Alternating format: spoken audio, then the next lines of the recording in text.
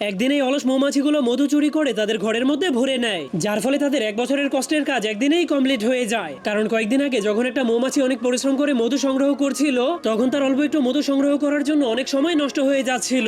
এরপর সে যখনই সেই মধুটুকু নিয়ে বাড়িতে যাচ্ছিল, তখনই সে রাস্তায় একটা টেবিলের উপরে অনেকগুলো মধু দেখতে পায়। যা দেখার পর তার মাথায় একটা আইডিয়া আসলে সে জলদি করে তার বাড়িতে যেতে শুরু করে দেয়। কিন্তু তখনই সে রাস্তায় একটা গাড়ি দেখার পর ট্রাফিক নিয়ম মানার জন্য থেমে যায়। এরপর সেই গাড়িটা চলে যাওয়ার পর সে তার বাড়িতে পৌঁছে যায়। এরপর সবাইকে অনেক জোরে জোরে ডেকে ঘর থেকে বাইরে বের করে সেই মধুর ব্যাপারে বলতে শুরু করে। যা শোনার পর সবগুলো মৌমাছি অনেক খুশি হয়ে তার সাথে সেই মধু চুরি করার জন্য যেতে শুরু করে। কিন্তু রাস্তা দিয়ে গাড়ি আসতে শুরু করলেই সবগুলো মৌমাছি থেমে যায়। এরপর সেই গাড়িটা চলে যাওয়ার পরেই তারা ফুল স্পিডে সেই মধুর দিকে যেতে শুরু করে দেয়, কারণ তারা সেখানে যেতে দেরি করলেই সেই মধুগুলোকে অন্য কোনো মৌমাছির দল এসে চুরি করে নিয়ে যাবে। কিন্তু তারা সেখানে পৌঁছানোর পর মধুটাকে পেয়ে অনেক খুশি হয়ে যায়। এরপর জলদি করে সেই মধুর ভারী জারটাকে চুরি করে সেখান থেকে পালাতে শুরু করে দেয়। কিন্তু সেই মধুর বাটিটা অনেক ভারী হওয়া সত্ত্বেও তারা ট্রাফিক নিয়ম মানার জন্য